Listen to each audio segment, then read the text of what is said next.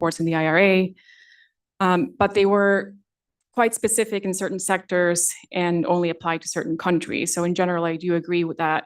Having huge subsidies for US manufacturing doesn't necessarily mean more opportunity for the global South. And the retreat of the US in that sense also presents a possible opportunity for global South countries to better compete. And I think also, building on what Adriana said, to look to build alternative markets that can be more reliable. So for example, even before the tariff war started, there was already an initiative within Latin America to explore the potential for building EV supply chains for electric buses, coordinating production within Latin American countries. That's, I think, the first experiment that I've seen of a very concrete sector-specific policy that tries to make regional integration happen. Regional integration has been experimented with in Latin America for a very long time, never super successfully, and it's the first time I've really seen a lot of momentum building behind this kind of concrete industrial initiative. And a lot of it has to do with, yes, to some extent, needing to build collective market power in a market that's large enough to justify investment in that level of industrial ambition. But I think it also has to do with a growing sense that market access to the US is maybe not something that you can bank on for a long time. I'll stop there. Can I actually follow up on that? Because I take this pushback, which is, hey, let's not contrast the kind of, a halcyon Biden era with the current moment, fine, right? Granted. Obviously, also the entire system is very granted, fine. I guess my question is, what impact does the current Trump shock have? That's the question. I don't think it seems plausible to me to just read this as an extension of either, normal global North practice or normal American practice. That doesn't seem to me a plausible read. Sure. One doesn't have to engage in a black and white before and after kind of story to maintain that something's broken. And whether it's trade policy or currency or just the sheer uncertainty of major financial markets right now, all of this could change the parameters. And yes, I think the three of us spoke mostly to the first question about the retreat. And on the second question, I think, yes, I mean, obviously, most global South countries are not going to be focusing on the implications that there may be a retreat of the US from green industrial policy, which is also not a given. I think there's still a lot of investment flowing. I think the bigger concerns are, of course, the trade war, not just the trade war between the US and China, but also the trade war with 180 countries around the world. And in that sense, I think a lot of countries are going to be figuring out how to play defense and navigate that. If the idea now is that Trump will want to negotiate bilaterally with 180 countries to extract more market access, that is a major concern. So they're going to be thinking, okay, do I need to become a huge off-taker for American natural gas, the way that even Saudi Arabia is doing right now to avoid sanctions, to avoid, maybe sanctions, who knows, but to avoid having tariffs levied on them. Or are they going to have to expand market access to their critical minerals on unfavorable terms? How can they navigate that? And I think, again, here, the response is very similar to what we discussed. It's figuring out how to not have to negotiate bilaterally with the US, but be able to pull some market power so you have some leverage to not be completely abused. And in that sense, also, one thing to note here is that Trump is really building on decades of a trade agenda that has already put developing countries in a very difficult position. I mean, the WTO has already forced developing countries to give away policy space in everything from using tariffs to develop infant industries, using government procurement to stimulate technology transfer, to grow local content, not to mention all the regulation around investor-state dispute settlement and ceding arbitration to international bodies. So developing countries have already given up a lot, and I think Trump is just trying to get whatever else is left in a very aggressive way. Yeah, that actually adds further perversity, doesn't it? In the sense that they've done everything. They've actually generated trade surpluses, which presumably was the idea from the point of a neoliberal growth strategy, and now you're going to be punished for that. Exactly, it is terribly ironic. It's a double web. But I mean, Kyle, a lot of us follow your fantastic stuff online on the industrial policy front, and I wonder whether in a kind of second round we might start digging down, maybe at a sectoral level, as to where we all see opportunities that might be opening up as the sort of industrial policy front in the US crumbles. Do you see areas that might be new niches, new opportunities for new players? How far is this story going to be dominated essentially by relations with China and Sino-US dynamics? Yeah, I mean, this is a huge question, and I mean, as you point out, this sort of great irony right now, where the U.S. is retreating, even going as so far as to like block certain forms of renewable energy or make it more difficult. I mean, that is not only sort of canceling, that is sort of reversing industrial policy. In the same moment, you have China, which is doubling down, which is trying to be sort of the engine of clean tech industrial policy globally. There are a lot of conditional statements that when it comes to global South partnerships with China, we can get into the details later. But a few things I would just highlight are, to what extent can other countries partner with some of the developments, say, in EVs, batteries, solar, with Chinese firms that are looking perhaps to move manufacturing. Why are they moving manufacturing is another question to some of these countries. What are the drivers of that? And then, the sort of almost the old questions, even though they've come back again in this new context of, is this going to create jobs? Is this going to create local jobs?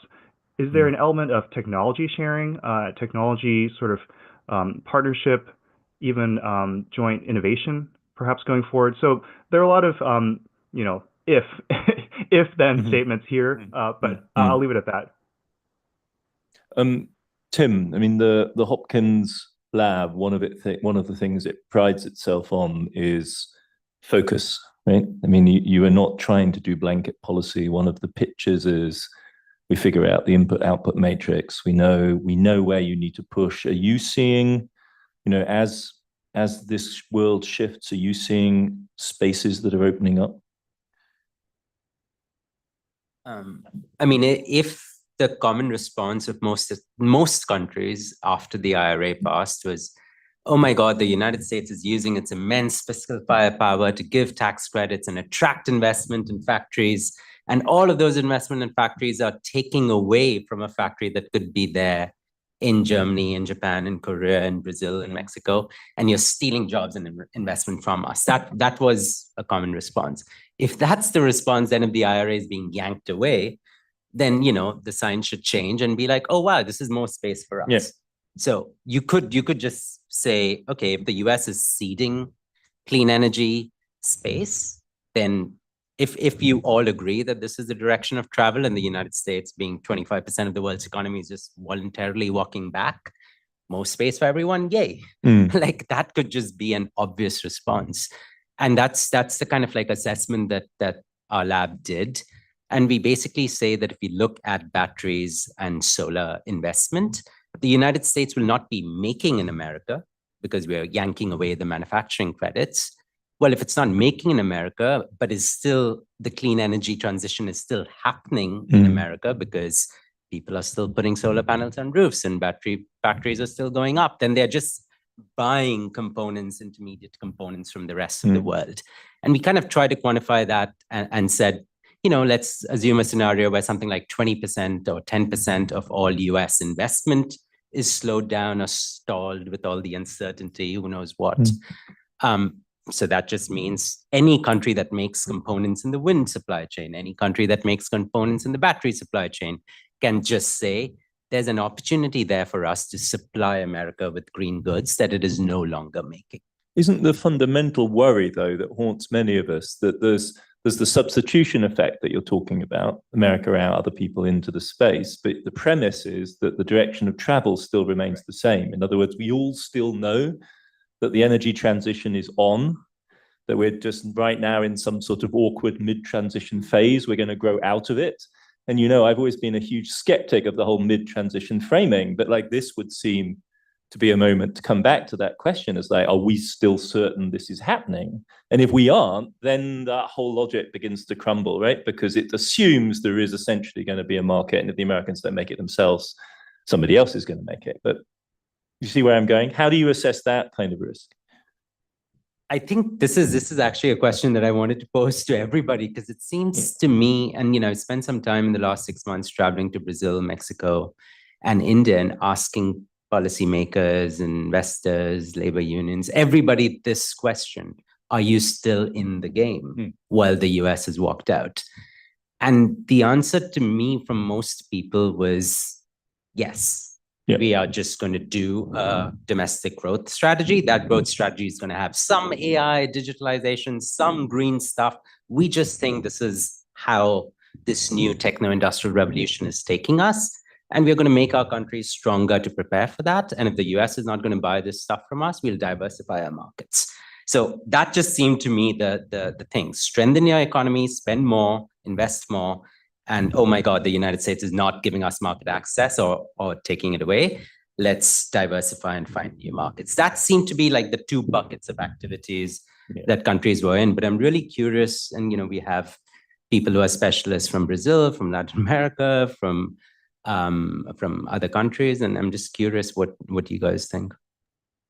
If I may jump in very quickly here, in the case of Brazil, which is the context I know best, when you look at trade flows with the United States, the US is the second biggest destination for Brazil exports. But they're actually commodities. They're soy, they're iron ore, they're wood. So the natural market for Brazil in its green industrial policy is much more regionally, as Isabel was putting it, than directly the United States.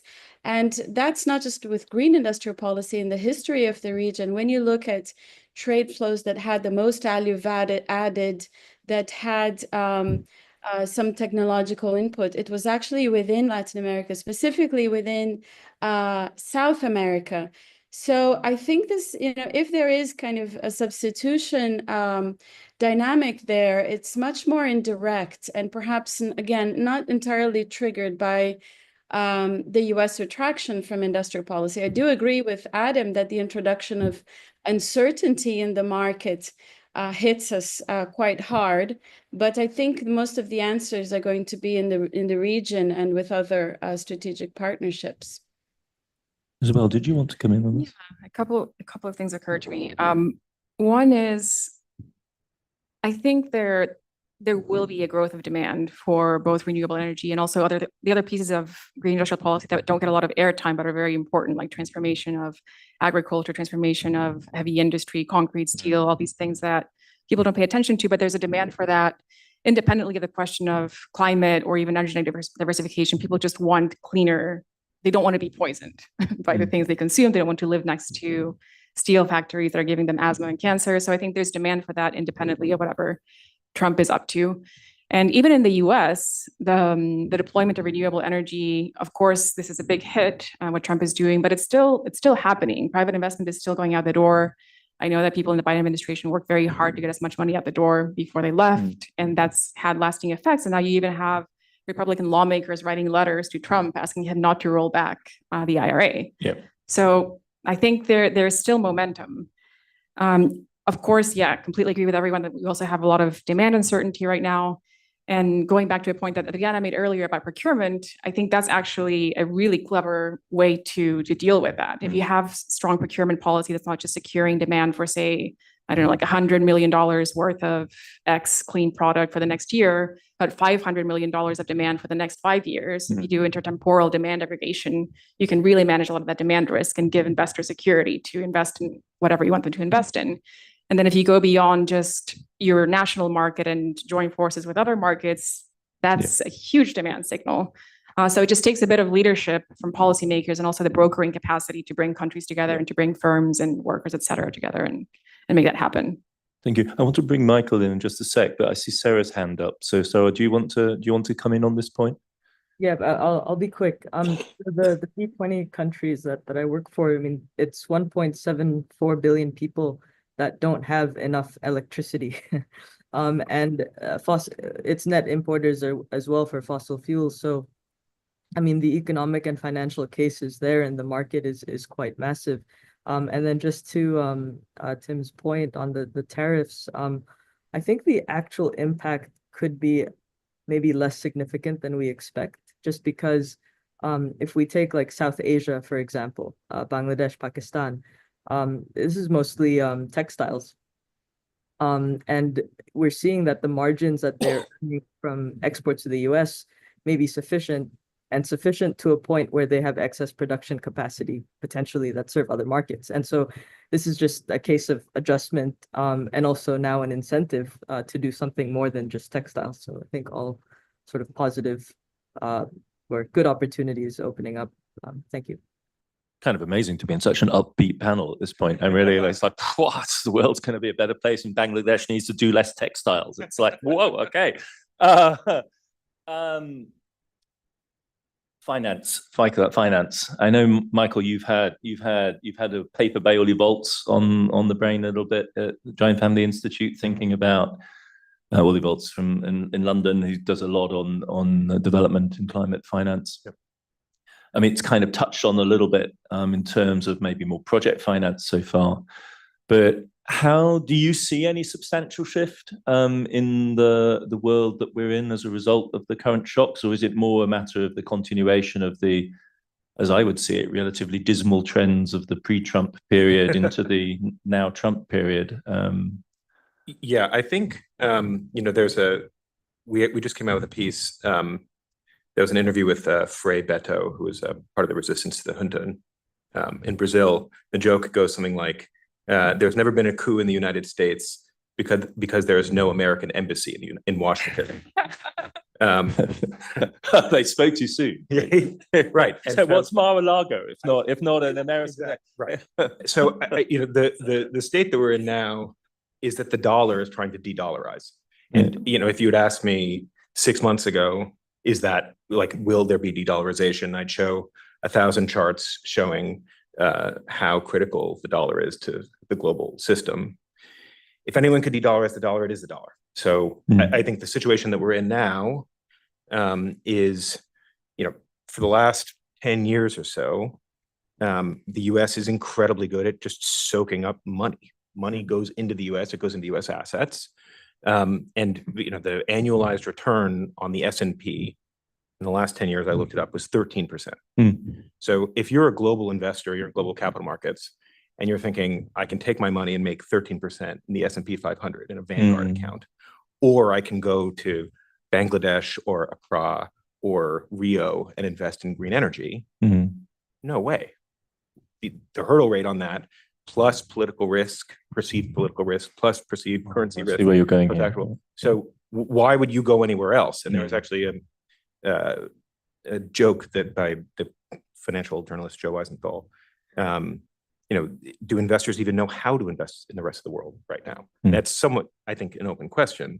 So what's happening, I think, is not that, maybe contrary to the rest of the panel, not that everything is great. It's just that what counts as great is getting much worse.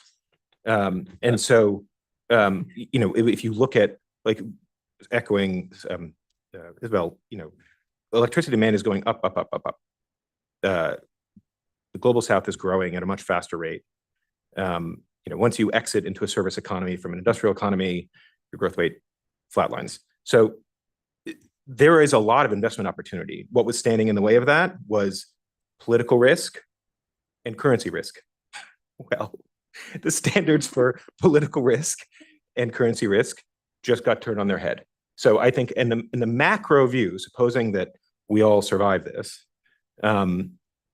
I think actually investment opportunities in the global south look relatively, and only relatively, far more positive. I think the other thing that I would say is, potentially, that's a story one could tell. I don't think I believe that story completely, but it is a story one could tell.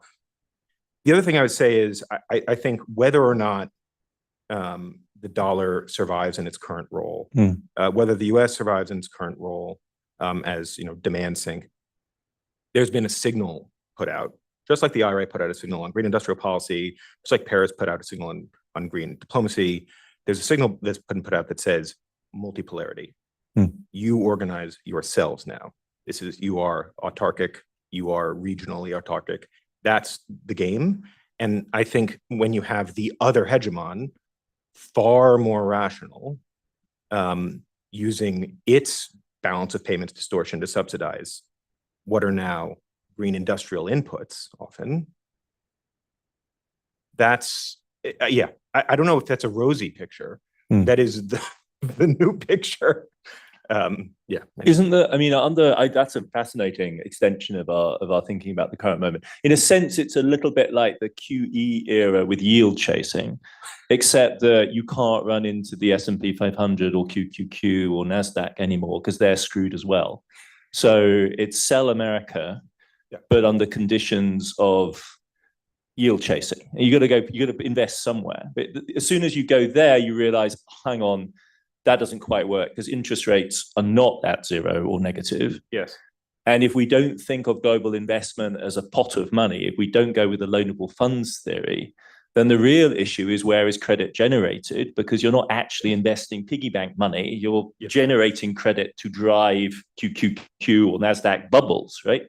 And if we're in a recessionary, the world economy is in a mess, if the world is multipolar, oh my God, the only world I know is the American markets world, then that credit just doesn't get generated. So, and it's not as though there's then a pot that can be shifted. It's just the pot is empty because the pot was actually filled with magic money, right? Yes. That's the whole thing about. Yes. You know, That was the can we survive this part?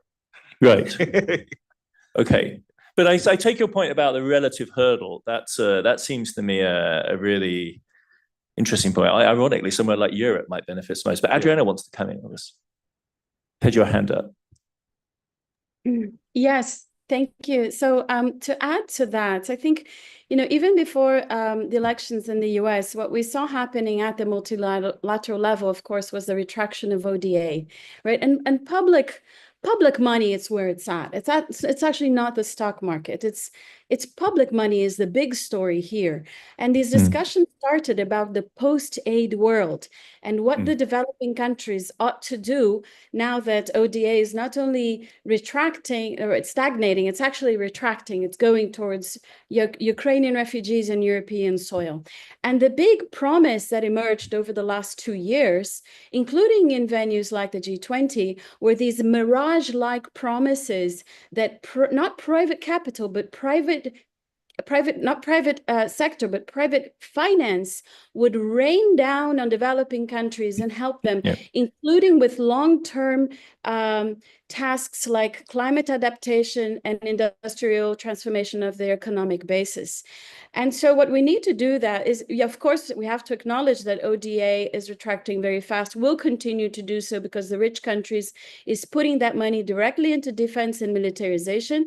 And we need to ask, first of all, what can developing countries do on their own to open up fiscal space, but also at the international level, in addition to perceived risks and currency risks, there are also disproportionate costs of capital. There are norms and policies that were implemented in the aftermath of the last great financial crisis that punish developing countries to the extent that, for instance, a small island state has to pay 5-6 times the amount for the same capital as Germany if they want to do infrastructure, and countries that are not members of the OECD have to pay even more.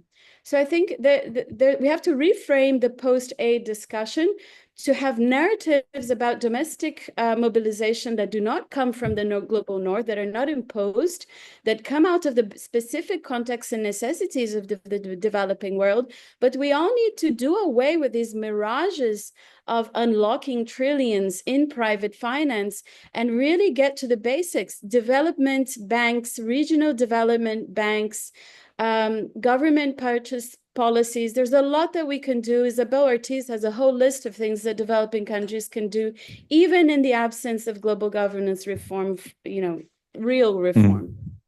I mean, your point about ODA is very well taken. I've been banging on about this for months now. But whenever I do look hard at that data, there is this extraordinary anomaly that support for Ukraine is counted as ODA, which inflates the European and American numbers in a grotesque way. But then what you also clearly see, and this goes to a point that Sara was making about the V20 coalition, is the extraordinary differentiation, not extraordinary, but the obvious differentiation within the global south, right? Because the places where ODA matters most are not developing countries, but low-income countries. So they're the countries that really are struggling to break through to the $2, $3, $4 a day hurdle. And they are very large in terms of population and strategic in terms of demographic development, but very small parts of the global economy because they're so poor. They just have simply no effective demand. Whereas the big players in the global south, the ones that count in the global fora, are Brazil or a South Africa, which are mighty middle-income economies with huge potential, where ODA is an embarrassment, right? ODA is irrelevant, as Tim's discovered. Like, no one in Brazil wants to talk with, technical assistance from the West, so they can do their own thing. So there's an issue there, it seems to me, of, in this current moment, a differentiation between a multipolar world in which large EMs are key players in their own right, Brazil being an absolutely key case in point, but also in Indonesia, for instance, and sub-Saharan Africa, to use the contentious term, where the issues really are existential and the demographic pressure is incredibly urgent, and basic issues of electrification are the absolute key. Do people have even elementary power supply? That's a question for 1 billion plus people. Kyle, I can't help thinking that we need to talk more about China. Like, we've been kind of moving around the edges of this, as the Germans would say, around the edges of the hot soup. Like, China is key, is it? Or maybe that's a mistake. Do you see China as being a significant part of this? As Michael was saying, it's the more rational of the two big hegemons. But beyond that, is it ambitious? Do you see the spillover effects as being significant? I do. And I would break it down into the different ways in which China plays within the broader sort of clean tech revolution, right? So there are some things like technology and production efficiency where China plays a very direct role and can affect basically, the CATL battery plants, the BYD EV plants, they impact sort of like your global average price for producing many of these green goods. To the extent that many times you would have to break out sort of China or Chinese companies separately if you wanted to see sort of the different effects between the two. One area, though, that is more complicated is on the demand side of the equation. So, recall that China's approach to green industrial policy was staggered, had different kinds of sequencing for different industries, and sometimes leveraged demand outside of China first to jumpstart the supply chain, jumpstart the sort of generation of scale and moving up the technological value chain. And then later on, the domestic demand came in, and to the point that many of you guys are hinting at, a lot of it was not, let's just wait and see what the market will do, and hopefully the market likes to invest in green technology, clean energy. It was very much, and it wasn't necessarily also just a top-down sort of by fiat, but there was a signal for sure from the top that in terms of policy direction, and that had huge ripple effects across China and actually much more broadly. But now, one big question is, coming back to the U.S. role, the U.S. did not just remove, it did not just sort of like substitute its own demand, substitute global supply with its own supply for a fixed amount of demand. It cut down its own demand. It cut down its own contribution, in a sense, to global demand for green goods. And the question with China is a little bit complicated, because while China has contributed, in a sense, to basically creating the largest market for many of these green goods, it ends up being sort of an internal market, right? Internal production for to satisfy internal demand, much like, for example, the auto industry used to be in China, right? It was the largest auto industry for actually years before the rise of EVs.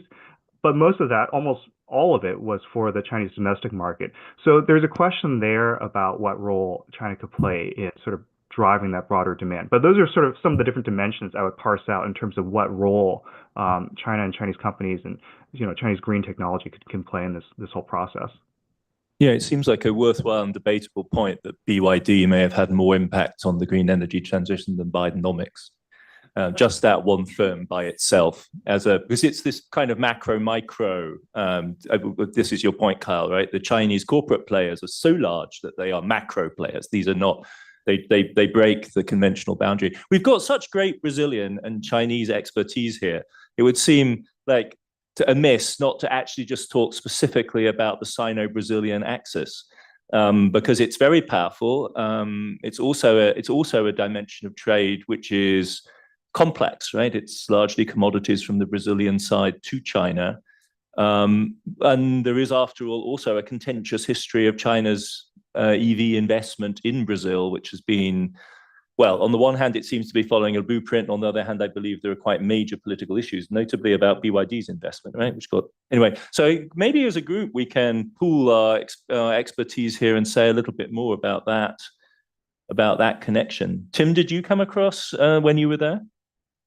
Yeah, actually, I was just chatting with Adriana and Rio last week on precisely the Brazilian-Chinese relationship. So let's just do this live all over again.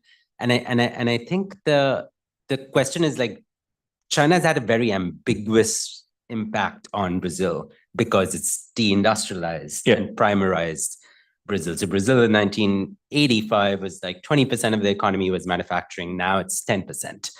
Why? It's that soybeans, it's that hydrocarbons. The economy is much bigger. The economy is much bigger as a share, but like, I'm not going to say it's all China. All I'm saying is there's a particular agro-industrial coalition inside Brazil, and that coalition produces soybeans, meat, iron ore, and sells it to China, and has achieved a lot of political power because of that relationship.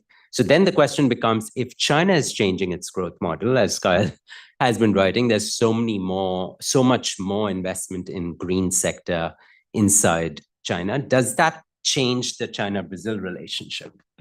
And does China have a new outbound FDI policy of, let's take this BYD plant and build a plant in Bahia, and that plant is going to make 200,000 EVs for the Brazilian market.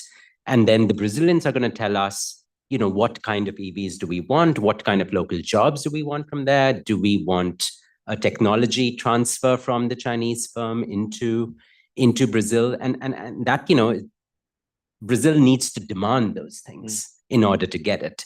And my understanding from talking to Adriana and going to Bahia was that, you know, the governor of this one state of Bahia has written an MOU with this company that says, you guys are a World Historical Actor. If you land up here, we want you to be an engine of our development.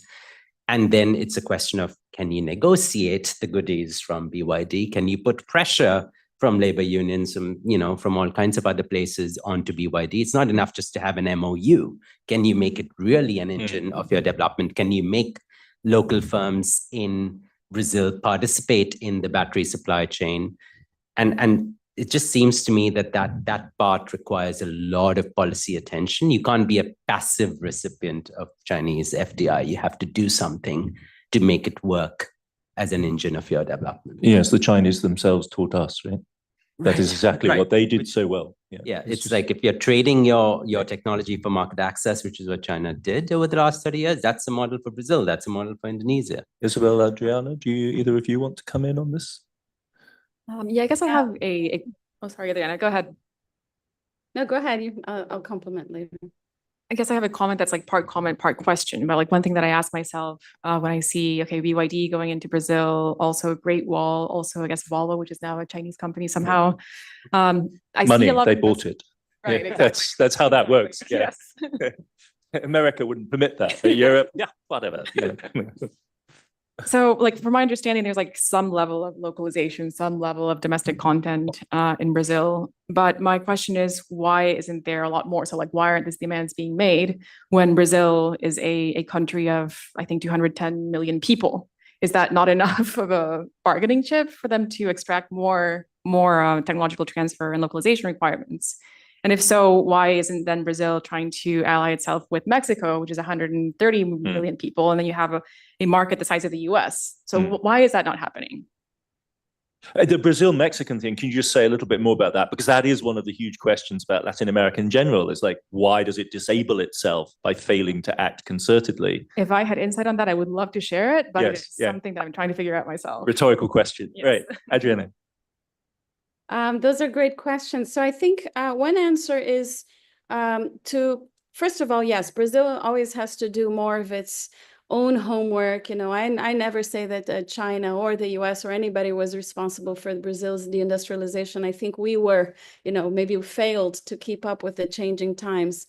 It is a big task because you have different groups within government, as Tim also mentioned, including an agribusiness sector that is now very politically powerful and that has, just opening market kind of perspective rather than industrial policy on their minds. But if you look at the entire package, so last year, Xi Jinping visited Brazil. There was a bilateral state visit at the end of the G20 summit, and dozens of agreements were signed. And if you look through those as a package, what you see is that there are certain areas in which there's very concrete technological transfer, some of it building on older relationships with China. The main one is a satellite joint development agreement that is decades old. I think it started in the early 90s, and that now has green applications, for instance, monitoring of the forest. But interestingly enough, China also has interest in Brazilian green technologies, because when it comes to sustainable agriculture and agriculture as a whole, we are very much at the forefront. And because food security is one of the core interests of the Chinese Communist Party, this is very much a part of the main discussions at the bilateral level. When it comes to EVs, I think I do see some push by some sectors in the Brazilian government to steer the conversation towards public transportation rather than individual automobiles. But here too, you do have lobbies, you have specific sectoral interests that sometimes are juxtaposed onto those efforts. And then finally, I would also add that in the case of relations between Brazil and China, Brazil and the United States, I think, and this is not very common, but there is very much rather than just a reactive stance, a very carefully calculated equilibrium. Brazil has been, except for the Bolsonaro and Temer interregnum, has been very careful to maintain a certain balance. So even though dozens of agreements were signed with China, Brazil ended up not formally joining the Belt and Road Initiative. What it did, it pointed out that there are certain convergences, but the political weight of that gesture, did not come into this broad package. And I think that's a very important hint of where Brazil will continue to position itself vis-a-vis not just China, but the United States, and try to play a very careful game so that it can reap benefits from both, but also maintain a certain degree of policy autonomy.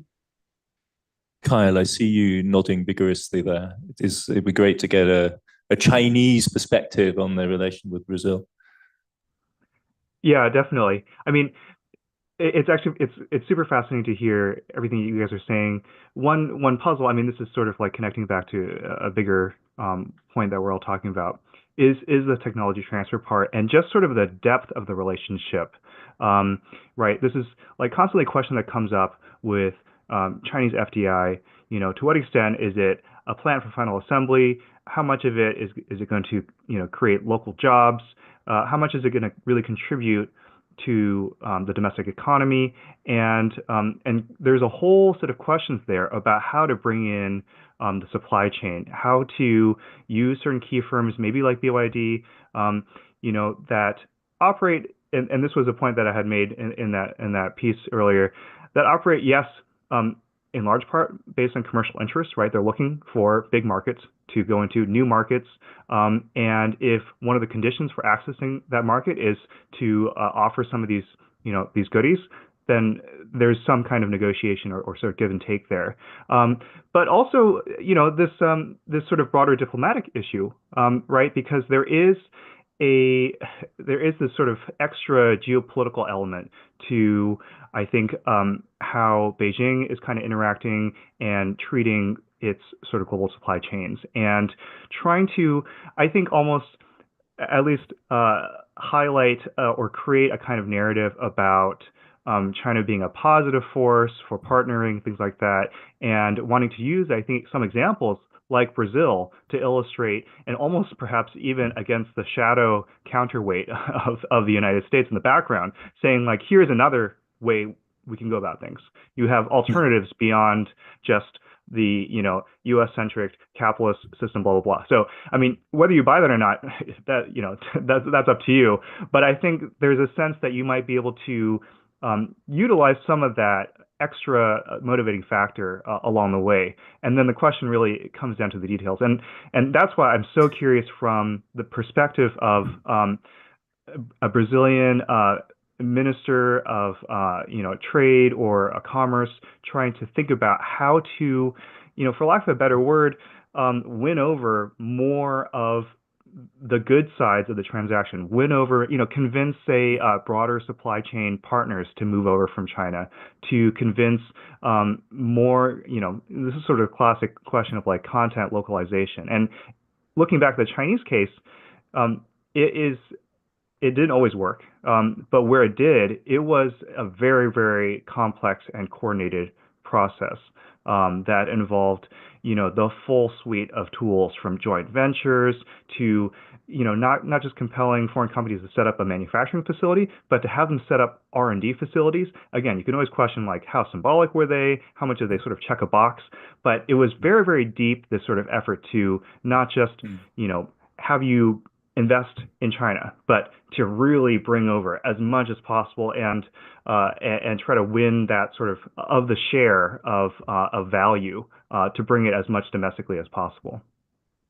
Thank you, Carl. We have a fantastic group of people in the audience here as well. And in a minute, I want to go out to the audience and ask for questions from you. Looking around the room, we have several panels that we could assemble. But before we do that, and whilst you have a moment to think of some questions, there's a sort of big question that, in a sense, I would love to hear everyone's take on the panel, which is where climate has gone in this conversation. Because it started out, I think it's fair to say, with net zero, CO2 emissions as the organizing metric and rationale, at least in the global north. That was the way in which the move to industrial policy has been rationalized.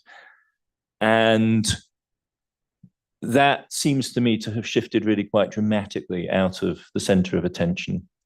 And if you talk to somebody like Navroz Dubash, a brilliant lifelong climate campaigner in India, he'll say, I told you so. In India, this never worked that way anyway. But nevertheless, there was a phase in which it could be folded in, and you could go to COP at Glasgow, and India can make a net zero commitment and frame energy policy that way. And you could say this is just a matter of framing, but it seems to me that for many of us in the room, it's much more than that, right? It's actually, that was a way in which we thought about what was going on here.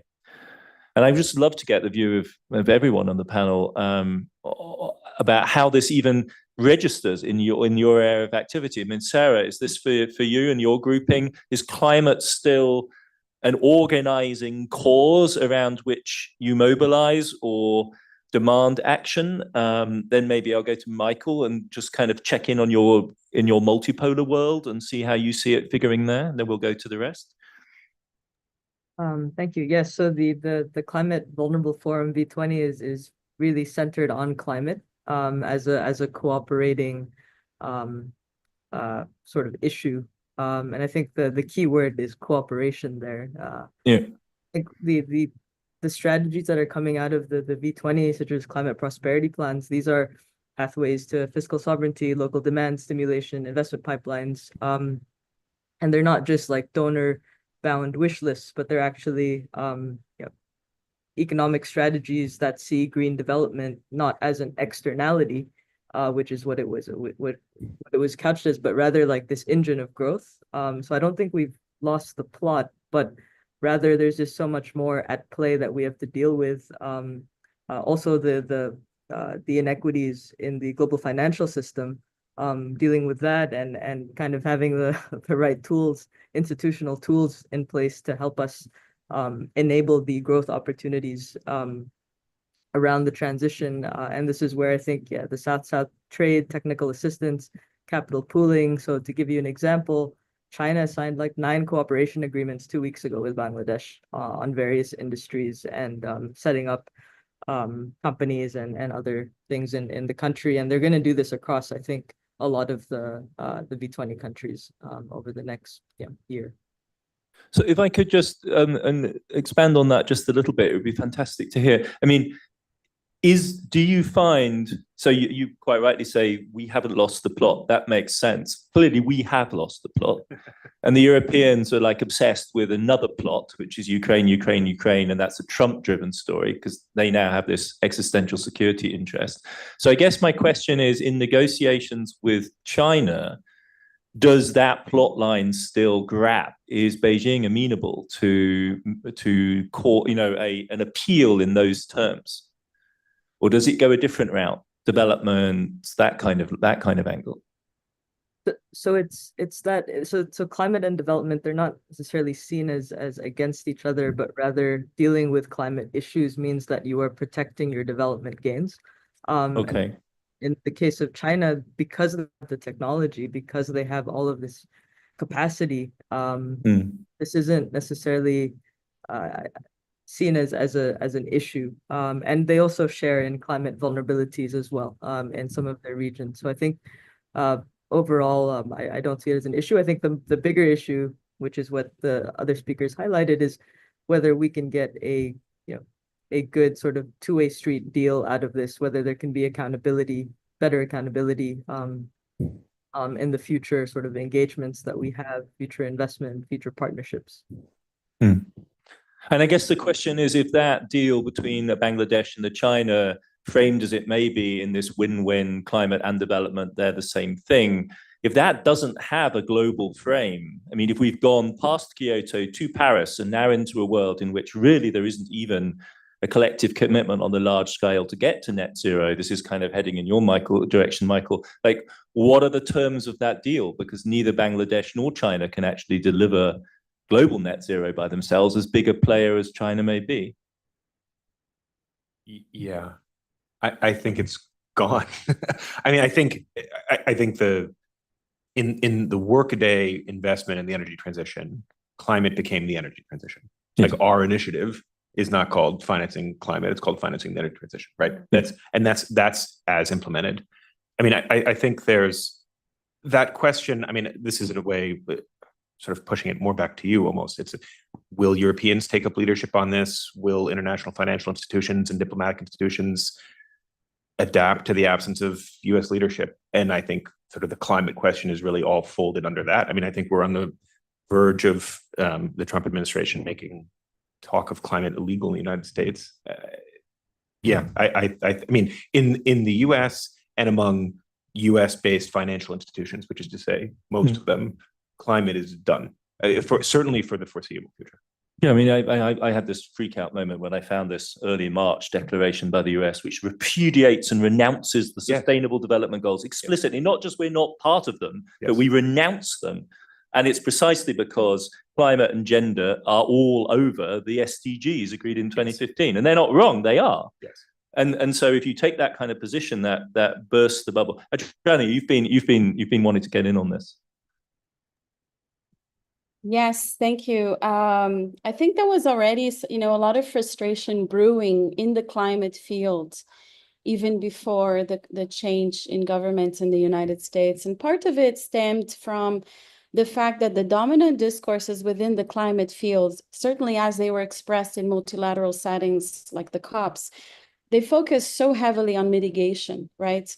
And mitigation primarily because, that's how rich countries also benefit. But rich countries don't benefit from investment and adaptation in the developing world, but they also reap benefits when there is mitigation, especially by large emerging economies. But I think there was an increasing sense on the part of many developing countries that a lot of the negotiations were becoming more and more about transferring burden of mitigation by the countries who were historically much more responsible to the rest of the world. And of course, with the negotiation of the new collective quantitative goal, I think you say it in English, in Baku last year, that's what, to me, that crystallized, that the rich countries were really not willing to foot the bill. There was a demand for 1.3 trillion in finance from the developing world. And if you read the text, not only is the amount much smaller, but there are all kinds of escape valves So there's a lot of fatigue with the climate area, even before Trump comes in and boots sort of climate denialism. But I think one productive route to go is to think about sort of the new economy, what at GFNE we call the new economy. Sara mentioned, climate is a way to protect your development gains, but we can't have that sequencing be too inflexible, right? Because what you're saying there, if you are not careful with the language, is okay, first you have to do climate, then you do development. But in fact, we need them to be parallel to each other and to actually be part of the same package. What I think the rich countries tried to do in the multilateral sphere for a very long time was to segregate them and to say, no, climate is more important because climate is an existential problem. And it is. But if you're hungry, that's also an existential problem. And so it put a lot, especially the low-income countries, in this impossible quandary. And the policy solutions that were being offered, they also pulled this whole game towards climate, not development. For instance, nature swaps. Why not hunger swaps? If you want to do swaps, do some swaps, but why not do them for poverty and hunger? And then the country acquires the ability to carry out not just development, but climate action. So I think there is, obviously for Brazil as a country, climate still very much matters. As host of COP30, it's doing all it can. And very interestingly, it's actually going to the BRICS to help salvage whatever is left of the climate negotiations. It's proposing real changes in climate governance. It's basically saying, look, all of the negotiating items of the COPs basically have been negotiated except for just transition. And we need to think of other structures, right? How do you do that within this crisis of multilateralism is a major issue. But I do think that reframing outside of the climate space, which is more technical, we do have to think about the structural transformation, and we have to break down these taboos. It should not be taboo to talk about green industrial policy at Springs next week. It should be actually a core part of the discussion, because that matters to climate just as much as it matters to tackling poverty and inequality. Thank you. That was fabulous. Tim, Isabel, Kyle, do you want to come in on this? I'll just say one thing, which is like for climate, it felt like it's like a universal space. Talking about climate in the last 10 years, we've been thinking together about this. It's the last universal, arguably. Pardon me? It's the last one of the universal. few, other than purchasing power parity adjusted GDP. I think we might sort of agree on that. Yeah, I mean, a universal in the sense that if you started to think concretely about it, you would end up thinking about unequal exchange and trade. You would end up thinking about the international financial order.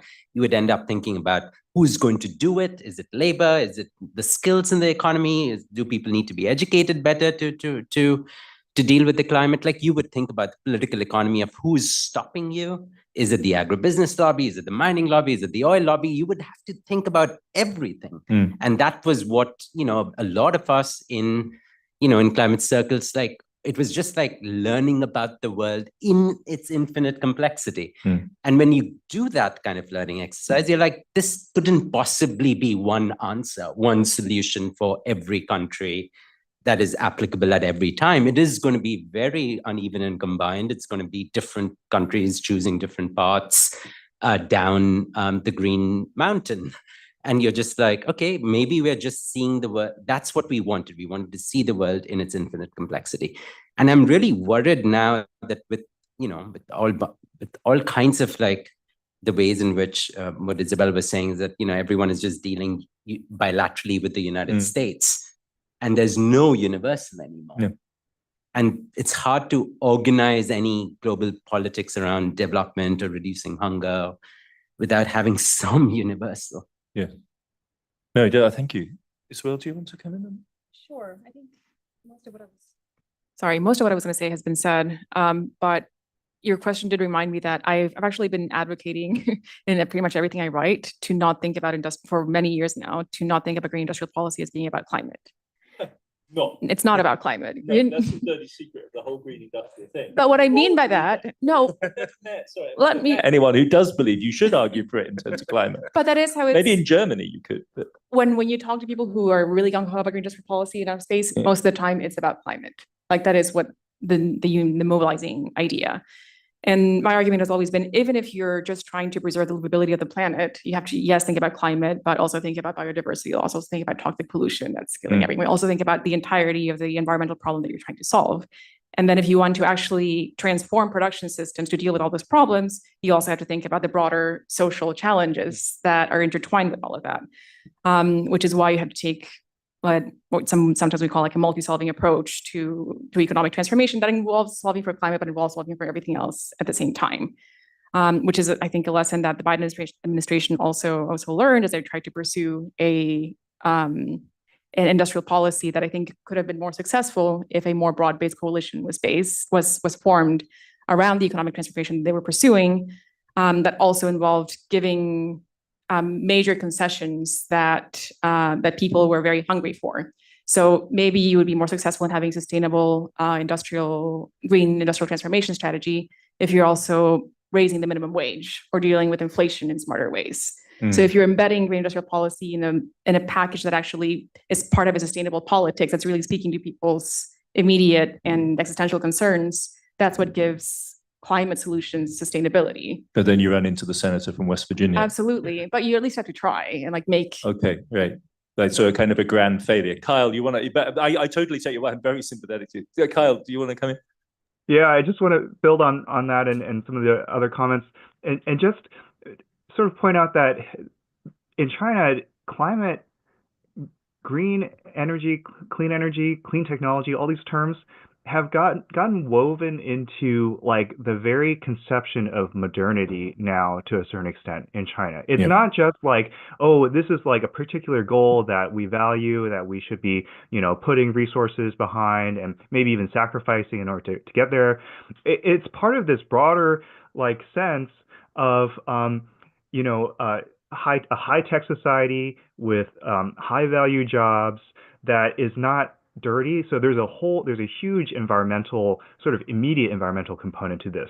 The air pollution, I mean, that is so tightly bound up with this broader idea of change in sort of the structure of the economy, the nature of what industries are being focused on, and then especially now, and again, there's like a chicken and egg issue here, but the fact that China thinks of itself as a technology leader in climate-related goods, in climate-related industries, makes it even further like an area where they want to double down and they want to really sort of like play up the leadership of the country, at the global cutting edge, as opposed to, again, the sense that you are behind, that you have, polluted cities and tainted baby formula. And, that old China is the one that we're moving away from. And this new one that happens to also include, these big climate goals as well, is sort of like this broader, sense of modernity and sense of sort of prestige that I think is such a huge driver. And it's hard to quantify that. You can talk about energy security, which is also a huge driver behind what China has been trying to do policy-wise. But I think it would be a mistake to underestimate how large a role this plays. And, those of you also thinking about other countries, I mean, I think about also how this can cut across the left-right divide, perhaps, or the political divides in other countries, this sense of like, this is the future. And, if we are not moving in this direction, we're going to be left behind. Whereas here in the US, you have a much more fragmented picture where I guess for some people, the future still involves a ton of oil and gas and, a lot of pollutive industries. Somehow a different form of modernity has sort of taken hold. And I'd be curious to hear too, how much that resonates beyond just China. I mean, the other place that does resonate is the EU. I mean, that is the effect of a hegemonic environmental and green policy. It's not complete by any means, and the Germans have Autobahn liberals too, and they are fighting the good fight for biofuels and God knows what else. But that sense of a kind of really no alternative, almost a Tina around this, and the multifaceted dimensions of it. I'm so tempted to pursue that China angle because it's so fascinating, because I think it's both a 20-year project going back to the mid-2000s, and it's also a Xi Jinping personal project. my recommendation, top tip for going to sleep in a lonely hotel room is always to watch Chinese official TV, because it is the Green New Deal future you were promised. It's wonderful, you know, ethnic culture and high-speed railways, and it's just so soothing. It feeds my West German beyond history kind of soul. But there must be questions in this audience. Yes, I've got loads of gentlemen. One at the back. Yeah.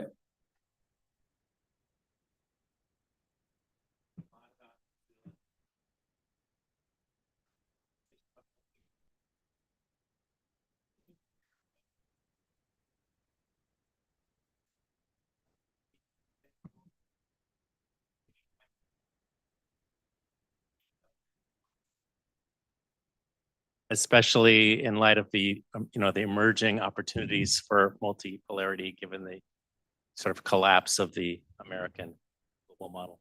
Just in case we need this for the recording. So the question is about BRICS Plus as a vehicle for green modernization. Michael, I feel like we're looking at you. The multipolarity theme was yours. I feel like I'm looking at Tim. So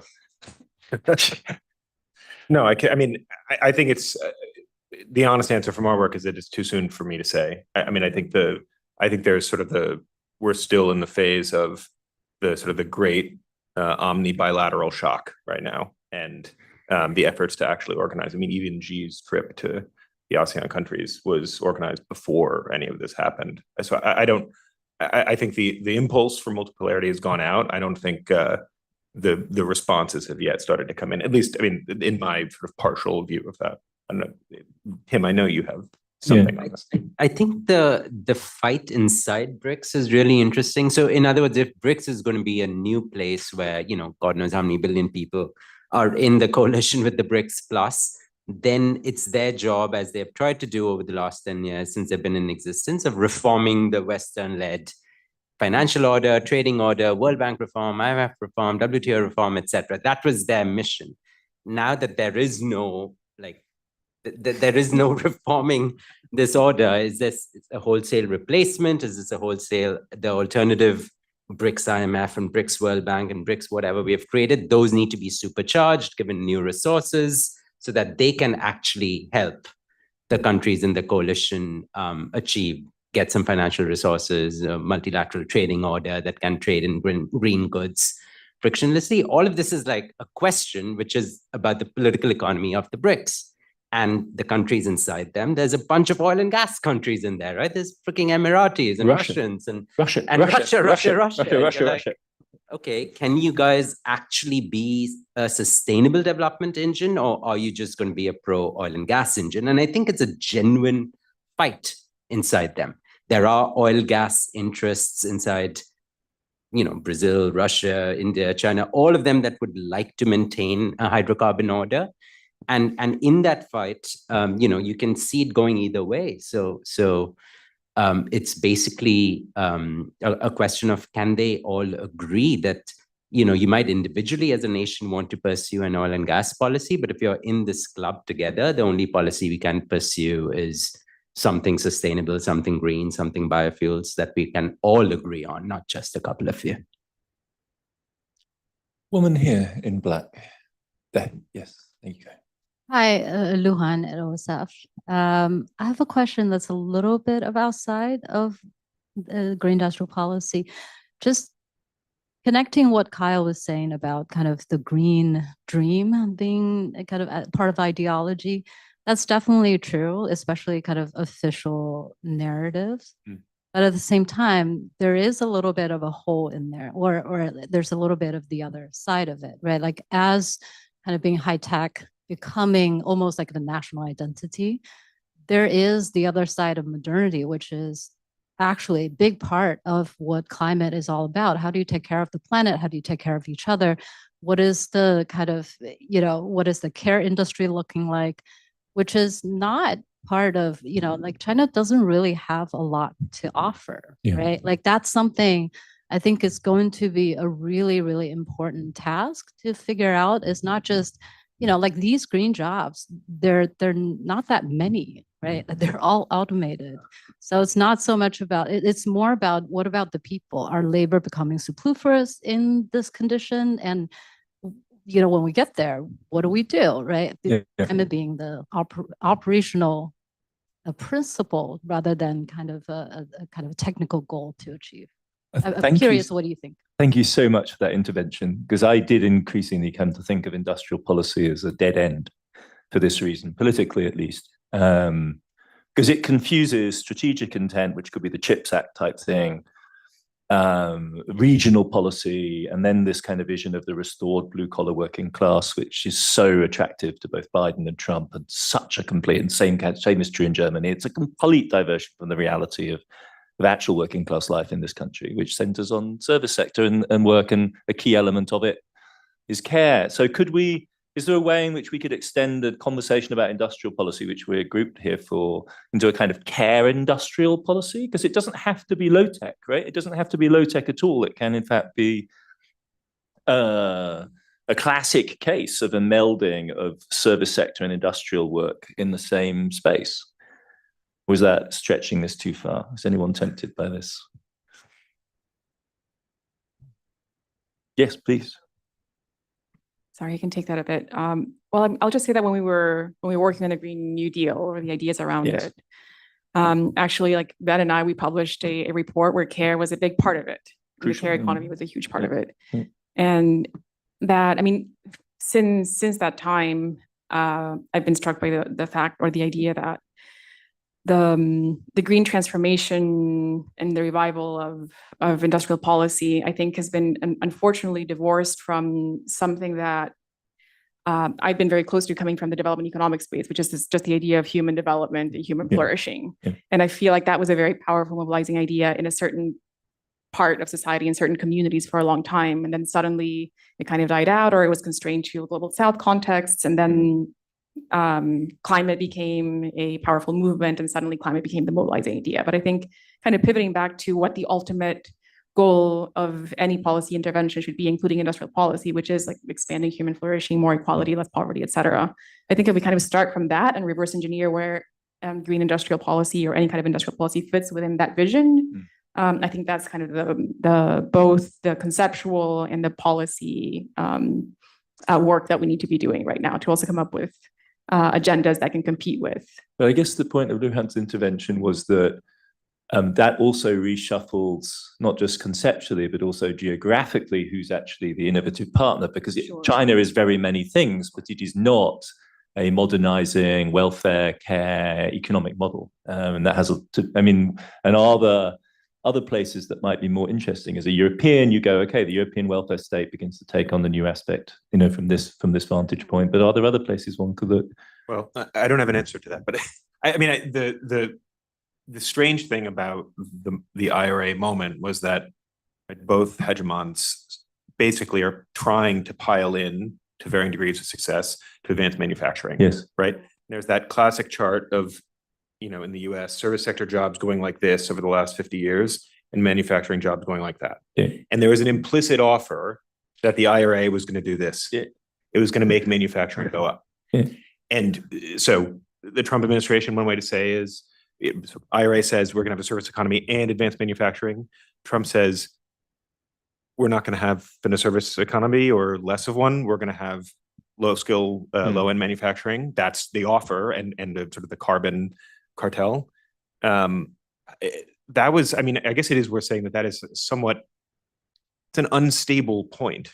Not least that the US geopolitical both position and probably advantage, certainly position, was we import and we export finance and we do services better than anyone. That was the offer. And suddenly we're going to do something completely different.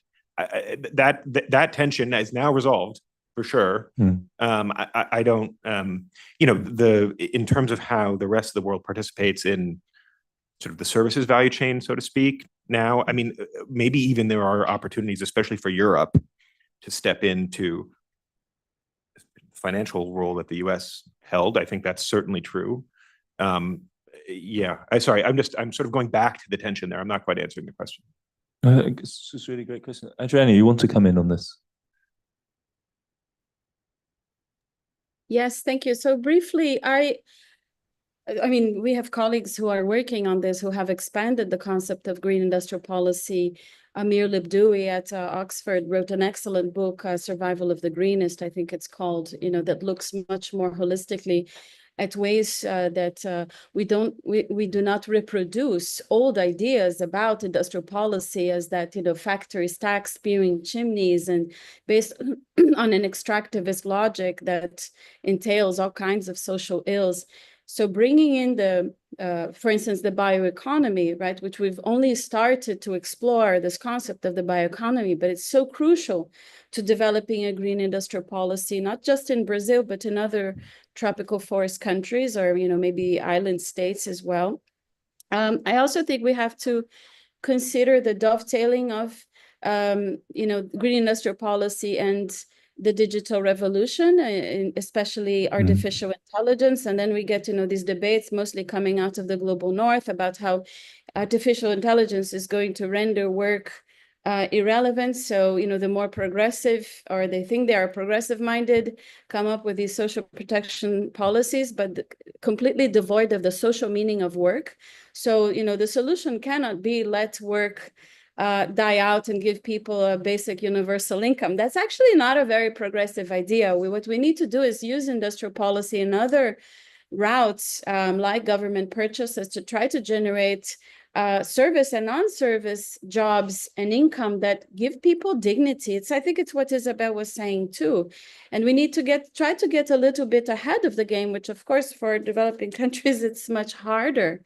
But a conceptualized green industrial policy is something much broader than what we tried, for instance, in Latin America in the 1970s and 80s with import substitution and with the type of extractivism, and resist the urge to base this new round on extractivism of critical minerals without value added, without consideration to the labor conditions and the human rights conditions of people who work there on the ground, literally. And so I'm not being romantic here, but I think that's what we have to aim for. And, again, drawing on the specific context, Brazil is a huge forest country. So for us, it doesn't make sense to think of like big primary cities with factories only. We have to tap into what are the Amazon products? How do you build the supply chains? How do you market them outside Brazil so you create new markets for these products? How do you use education and other services attached to these new value chains? And there's a lot of potential, but we have to analyze the scalability of these solutions locally and, of course, internationally. Thank you, Adriana. We'll take another question. Gentleman here with the glasses. Hi, everyone. My name is Xavier. I work with OSF in the same team as Robin on shifting bias in IFIs on GIP and tax. So obviously, I'm Zambian from Africa, so I'm very much interested in the African perspective on the discussions here. And my phone kept buzzing, going off, because we're doing events next week at the Springs here, so sorry about that. So I think clearly Africa is missing in this discussion, like it is always missing in most of these agenda setting spaces officially. I think the question about the disruption happening now in the global spaces, and I think in a way you can also look at them as opportunities for African states to decouple from these traditional spaces in which they didn't have as much agency, to not just make their voice heard, but also have the space, the slow speed where they can figure out what their priorities are, and then be meaningful participants in shaping the global agendas. So in other words, I think it's not necessarily a bad thing that the WTO trade system is disrupted. It's not functioning. It's an opportunity actually for African states especially to sort of rethink about and even think about policy reversals of some of the binding commitments they've taken that prevent them from having the fiscal policy space to pursue some of the GIPs. Same thing can be said if you look at spaces like the international financial system. So the problem actually is that Africa is not integrated.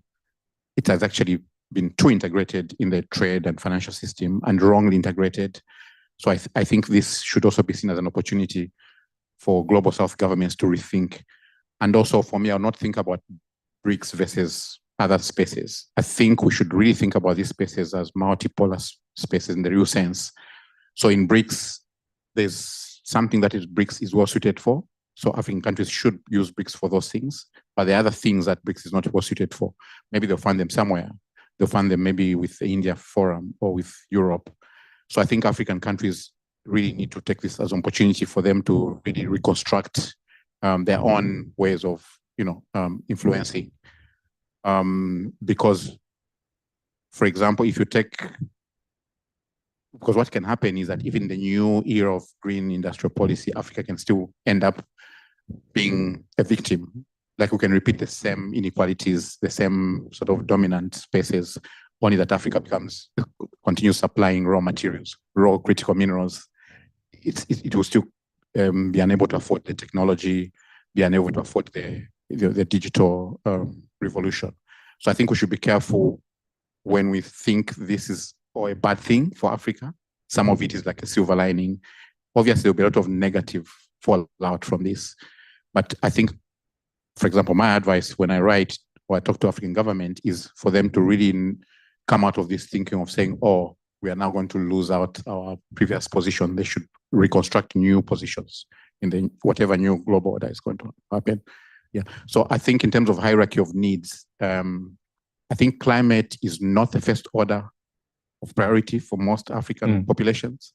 It's what Adriana said, is food, livelihoods, poverty, development.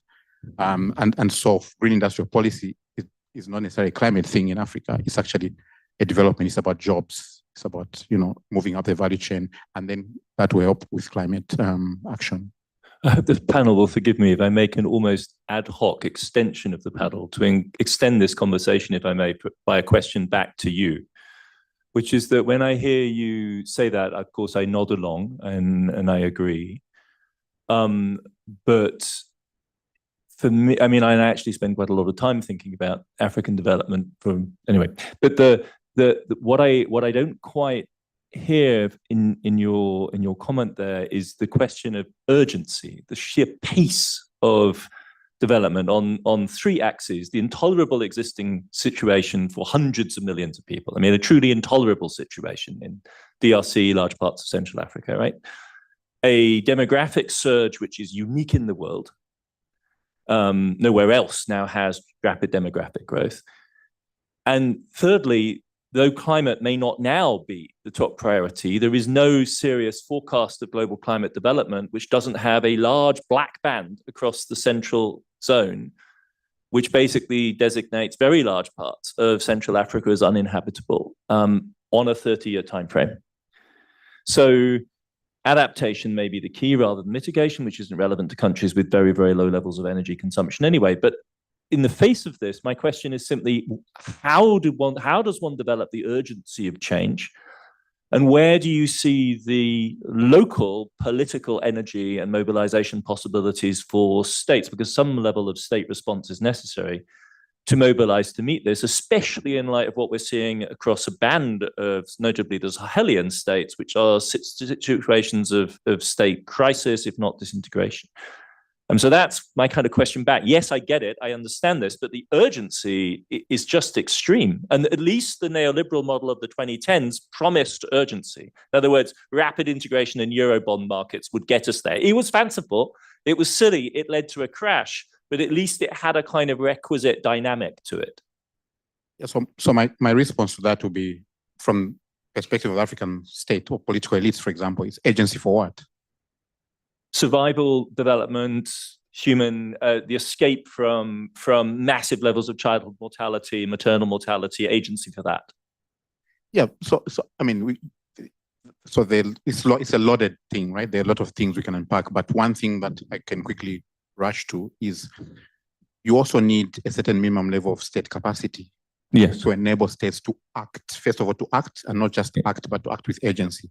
So you're assuming that the political context and the global context in which African states operate is almost like equal, like it's neutral, but it's not. Like, because of this interaction between domestic politics in Africa and the global politics, you find states caught up in different interests. Part of it, of course, is very domestic, right? It's clashing political interests, political elites, but a lot of it is, again, the lack of state capacity. This state capacity did not happen to be depleted overnight. It's been through a historical long years of different kinds of depletion, right? Whether it's economic, it's political, and all that structural adjustment programs, but also the state has been taught like you don't need to have a strong state because the state has no business doing anything in the country, right? So then you can't expect the state to suddenly, because of the agency of the problem of climate, to then get back that capacity, which it lost over years overnight. So that's the first thing. The second thing is that the decoupling of the African state in global political and economic structures also cannot happen overnight. And it's not even as simple as that. It's yeah. So unless these things start unraveling, that takes time, you will not get that agency. But at least what you can get, or what African states need to do, is to curve that protection, to insulate themselves while the world is moving, so that they can have the space, the thinking space, they can have the space to talk to each other across the global south to figure out these questions. But then they're not allowed, either by themselves through the internal politics, but also by the way the global disruption works. So I don't think it's realistic to expect agency in the same meaning that you spoke about. Of course, there will be a sense of agency, and we should encourage them to have that agency. But that agency can only come from internal political pressure. So that's why part of what OSF does is we try to build power. We try to help build power, domestic political power among different interest groups in those countries. That's the fastest and most sustainable source of agency, and not external. Yes. Thank you so much for indulging me in that improvised move. We're at time, and I think we've had a fantastic conversation.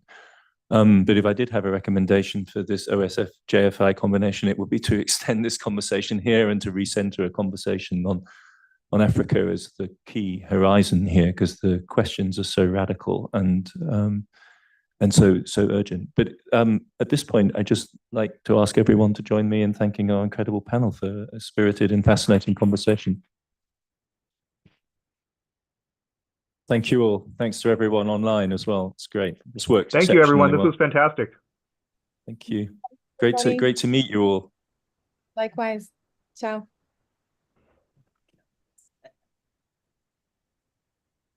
That's right.